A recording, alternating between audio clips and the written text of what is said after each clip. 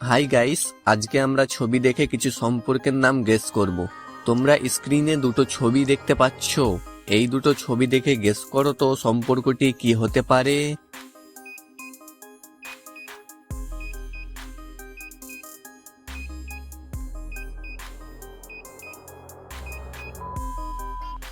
এখানে প্রথম ছবিটাতে আছে বাছুর এবং দ্বিতীয় ছবিটাতে আছে বানর। তাহলে সম্পর্কটি হবে বাবা। তোমাদের যাদের উত্তর আমার সঙ্গে মিলে গেছে তারা ভিডিওটাতে একটা লাইক করবে। তোমরা এবার এই দুটো ছবি দেখে গেস করো তো সম্পর্কটি কি হতে পারে।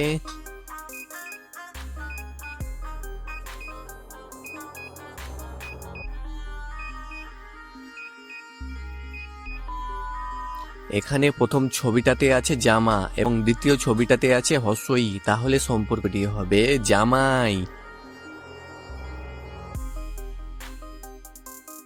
তোমরা এবার স্ক্রিনে দেওয়া দুটো ছবি দেখে গেস করো তো শব্দটি কি হতে পারে।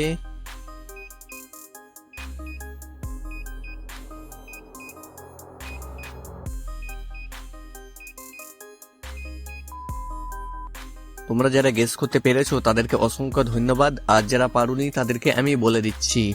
দেখো, এখানে প্রথম ছবিটাতে আছে সাব এবং দ্বিতীয় ছবিটাতে আছে ধান। তাহলে শব্দটি হবে সাবধান। তো ফ্রেন্ডস, তোমরা এবার স্ক্রিনে দুটো ছবি দেখতে পাচ্ছ। এই দুটো ছবি দেখে গেস করো তো শব্দটি কি হতে পারে।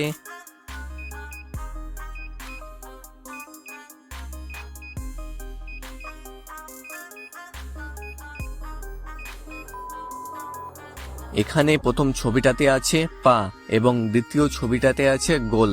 তাহলে শব্দটি হবে পাগল।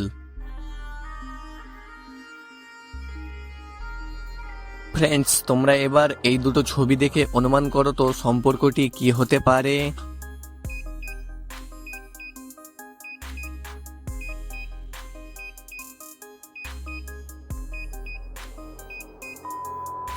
তোমরা যারা পেরেছো তাদেরকে অসংখ্য ধন্যবাদ, আর যারা পারোনি তাদেরকে আমি বলে দিচ্ছি।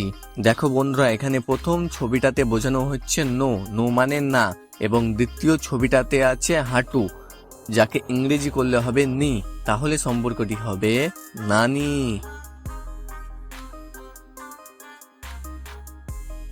তোমরা এবার স্ক্রিনে দুটো ছবি দেখতে পাচ্ছ। এই দুটো ছবি দেখে অনুমান করো তো সম্পর্কটি কি হতে পারে।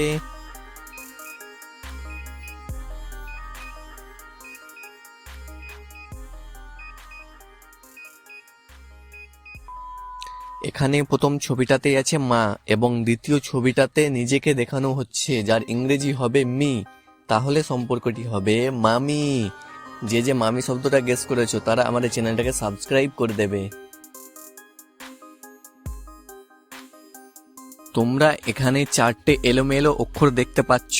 এগুলোকে সঠিকভাবে মিলিয়ে একটা অর্থপূর্ণ শব্দ তৈরি করতে হবে। সেই অর্থপূর্ণ শব্দটা কি হবে বলো তো দেখি।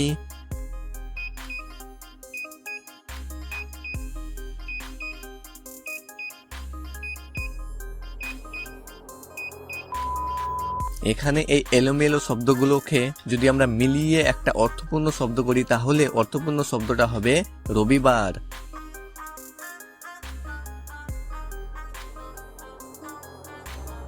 তোমরা এবার এই চারটে এলোমেলো অক্ষরগুলোকে মিলিয়ে দেখাও তো শব্দটি কি হবে।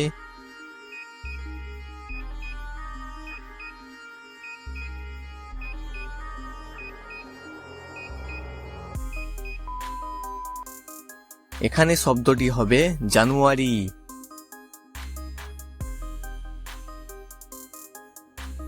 তোমরা স্ক্রিনে চারটে অক্ষর দেখতে পাচ্ছ এবং মাঝে ফাঁকা আছে। তোমাদেরকে এখন ফাঁকা জায়গায় এমন একটা অক্ষর বসাতে হবে যেন এই দিক বরাবর একটা দেশের নাম হয় এবং এই দিক বরাবর একটা ফলের নাম হয়। বলো তো দেখি মাঝের অক্ষরটি কি হবে।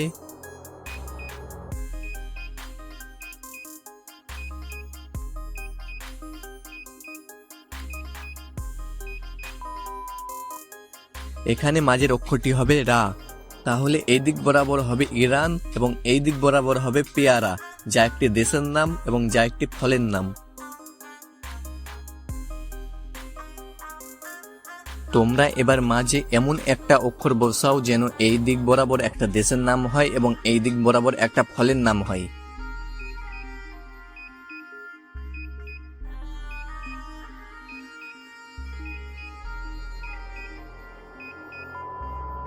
এখানে অক্ষরটি হবে লি, তাহলে এই দিক বরাবর হবে ফিলিপাইন যা দেশের নাম এবং এই দিক বরাবর হবে ডালিম যা ফলের নাম। ভিডিওটা ভালো লাগলে একটা লাইক করে দেবে আর এই ধরনের আরো ভিডিও পেতে আমাদের এই ছোট্ট চ্যানেলটাকে সাবস্ক্রাইব করে পাশে বেল আইকনটা অন করে দেবে।